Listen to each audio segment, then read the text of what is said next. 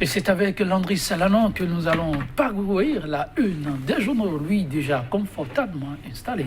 Landry Salanon, bonjour. Bonjour Joël Tonji. Ce matin? Oui, ça va, très bien. Eh bien, c'était attendu, le 18 février, important en tout cas pour Lionel Zissou, le 18 et tous ceux-là qui l'entourent. Eh bien, le verdict de la Cour d'appel est connu. J'imagine que les Canards ont fait le chou gras. Oui, évidemment, avec différents angles d'analyse, ce procès était donc attendu, le procès en appel de Lionel Zissou. Souvenez-vous, une charge avait été abandonnée, c'était donc faux usage de faux, également et question d'escroquerie. Et puis, en tout cas, la question du dépassement des fonds de campagne était maintenue. Réduction de peine, évidemment, par rapport à ce sujet, désormais condamné à 4 années d'inéligibilité.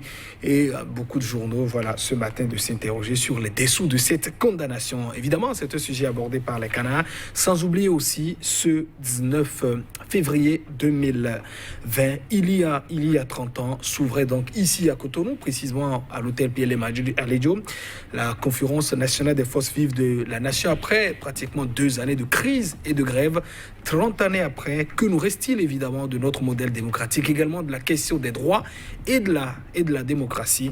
Voilà aussi un autre sujet abordé par les journalistes, sans oublier également d'autres faits divers. Joël et Tondine, des corps seraient également confisqués dans les différentes morgues pour, voilà, où j'allais dire abandonnés pour difficultés financières. Il y a même eu récemment un communiqué du directeur départemental d'un hôpital, de centre hospitalier, qui menaçait lui-même d'inhumer les corps si les parents ne venaient donc pas retirer les cadavres de leurs proches, j'allais dire. Ah oui, c'est sérieux, il y a aussi de la matière. Alors, nous allons y aller, on démarre avec quel quotidien? Nous démarrons avec l'Afrique en marche. L'Afrique en marche qui nous parle donc de la conférence nationale des forces vives de la nation. 30 ans déjà, un numéro spécial de 24 pages a été donc consacré par le journal dans les colonnes avec différents propos qui sont donc rapportés. Vous avez par exemple Maître Robert Dossou, qui a été le président du comité préparatoire, également Joël Ataï Gadegbe, qui est aussi un acteur de la société civile. Beaucoup d'acteurs sont donc intervenus. Voilà, dans le dossier réalisé par l'Afrique en marche, 24 pages au total à découvrir. L'éco-info nous parle d'inféodation des institutions, le recul démocratique, gouvernance de ruse et d'intimidation. Le Bénin de talon, toutes les alertes, voilà, sont au rouge, nous dit donc le journal. Nous vous proposons de lire l'intégralité de l'analyse de l'honorable Valentin Djenotin Agossou dans ce qu'il appelle la République des lois drones. Voilà, l'éco-info ce matin, qui se fait donc le porte-parole, voilà, de cette déclaration de l'honorable, de cette analyse de Valentin Djenotin Agossou par rapport à ce qu'il appelle donc la République des lois drones. Et toujours dans les colonnes du journal L'Éco-Info, vous avez 4 ans d'inéligibilité et puis 5 millions de francs CFA d'amende. Lionel Zissou, définitivement écarté des prochaines élections présidentielles en République du Bénin, dit le journal. Il ne lui reste que, comme dernier recours, la Cour de cassation, avec cette image de l'ancien Premier ministre présenté visiblement soucieux à la une de l'Éco-Info. Et le Nouvel Observateur qui revient sur la même actualité en manchette. Verdict du procès en appel de Lionel Zissou.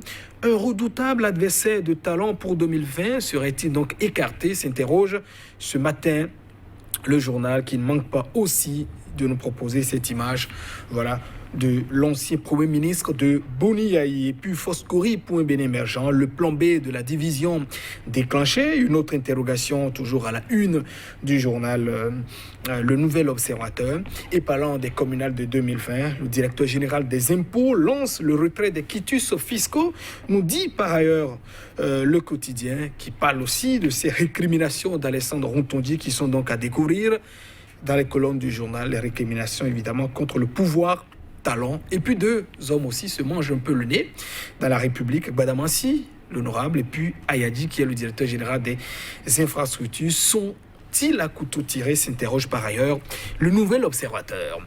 Et la dépêche qui revient donc sur ce conflit au niveau des forces Corée pour un Bénin émergent.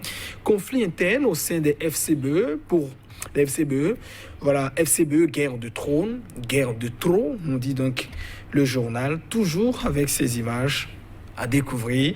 Voilà, image du chef de l'État, de Paul Rompé, de Boliaï, également de Théophile Yarou, avec évidemment sans doute un siège suspendu quelque part, un siège revêtu du Cori, je vois les tondines.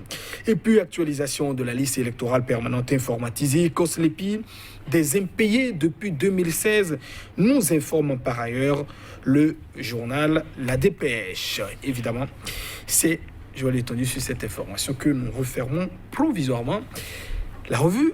Voilà, des journaux ce mercredi. Merci, Lambri Salano. Nous allons y aller. On démarre avec cette date inoubliable. 19 février. Il fut un jour. Les Béninois ont décidé de faire face à leur destin.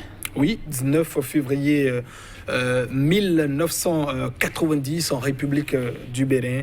Voilà, quelques jours avant, le président Mathieu Kérékou avait donc décidé de prendre un décret en Conseil des ministres pour convoquer la tenue de la conférence nationale des forces vives de la nation. Ceci évidemment après 2 années de crise, de grève, les salaires pratiquement impayés, le pays qui se retrouvait dans une situation beaucoup plus délicate. Le général, en tout cas, après des discussions qui ont été donc entamées, a été donc obligé de prendre un décret de convoquer donc la conférence nationale des forces vives de la nation qui s'est tenue à l'hôtel Pierre Malijo ici à Cotonou, avec comme président du comité préparatoire maître Robert Dossou. Voilà, le rapporteur général sera évidemment le professeur Albert Ivoire, paix à son âme, dira-t-on, sans oublier également d'autres acteurs tels que le professeur Rontonji, par exemple, qui au début donc de la session de ces entretiens ou de ces assises qui avaient été convoquées, avait proclamé par exemple la souveraineté, disons des décisions qu'aurait pu prendre, la conférence nationale. Alors la question qu'on doit se poser 30 années après, que nous reste-t-il évidemment, l'un des résultats palpables, c'est que à la fin de cette conférence, une nouvelle constitution a été donc adoptée. Le régime du marxisme-léninisme, qu'on condamnait de tous les mots, a été donc abandonné. Le Bénin désormais qui entame une nouvelle voie, c'est-à-dire celle du renouveau démocratique, avec évidemment un premier ministre qu'on a eu, transition, et après l'élection qui a été donc organisée, avec, une constitution qui regorge, mais qui affirme désormais les droits et les devoirs des citoyens, qui affirme notre modèle démocratique, Plus question de s'éterniser donc au pouvoir, détermination du mode d'alternance au pouvoir, l'existence d'une opposition de la société civile, de la presse. Bref, nous avons quand même eu un test de loi pendant 30 ans qui nous a garanti, la stabilité politique. Voilà, jusque-là, pas de guerre quand même. Quelles que soient, nos intrigues, on finit toujours par se retrouver en République du Bénin. Mais il faut quand même préciser que, c'est l'occasion de faire le bilan depuis 3 années principalement. Il faut aussi le dire, d'abord la Constitution a été révisée en novembre dernier, de 30 ans, la 7 de 90 a été donc révisée. Il y a eu cette tendance, cette remise en cause de ces acquis que nous observons quand même au niveau de la conférence nationale. Vous avez aujourd'hui beaucoup de droits qui sont donc bafoués. Des juges, par exemple, qui en dépit, par exemple, de sièges, qui en dépit de leur refus, par exemple, de pouvoir les muter, sont donc, par exemple, déplacés. Vous avez des journalistes qui sont donc emprisonnés. Vous avez des exilés qui vivent, alors même que quand la conférence, par exemple, avait été donc convoquée, on avait demandé à tous les compatriotes qui étaient donc à l'extérieur de descendre, de pouvoir construire, en tout cas, le Bénin. Il y a sans doute beaucoup de choses à dire. On dira peut-être c'est un parcours pour tirer assez de leçons, mais est-ce qu'aujourd'hui, on se distance totalement de ce que nous sommes dit en 1990, ou bien on reste toujours dans le même modèle? Je l'ai toujours dit, restons toujours fidèles au test que nous sommes donc élaborés, ou à défaut, si on veut changer carrément de modèle, allons également à une assise et dire, est-ce que vous êtes prêts, peuple béninois, à changer désormais un modèle? Et puis nous le faisons, mais tant que dans les tests qui nous régissent, nous l'avons, faisons quand même l'effort de pouvoir respecter, mais ça n'est quand même pas la joie depuis 3 années. Il y a beaucoup de choses aussi à dire. Les dirigeants doivent se mirer et se dire quand même, revenons un peu à la normale, comme on le dit. Le pays a besoin de tous ses fils. C'est sûr, on attend peut-être une manifestation officielle des autorités, pourquoi pas. Alors nous allons passer à notre quotidien Matin Libre qui de plus en plus essaie de nous amener sur des faits divers, mais quand même importants pour la République. Qui, par ici, les morts, c'est du sacré. Mais que se passe-t-il désormais? Oui, la scène se passe évidemment dans certains hôpitaux du Bénin, notamment les hôpitaux qui abritent donc les morgues, où le journal nous apprend que pour des raisons financières et autres, des corps sont donc abandonnés dans les morgues. Vous savez, c'est le président de l'ONG Bénin Diaspora, Meda Kodebi, qu'on connaît très bien pour son activisme, j'allais dire très spécialisé également dans ce domaine, dans aussi les informations qu'il apporte, qui a donc informé évidemment qu'il a au moins 54, j'allais dire, corps qui sont donc dans certaines morgues en République du Bénin, public évidemment, et pour des raisons financières, les parents ont donc simplement abandonné les cadavres de leurs proches.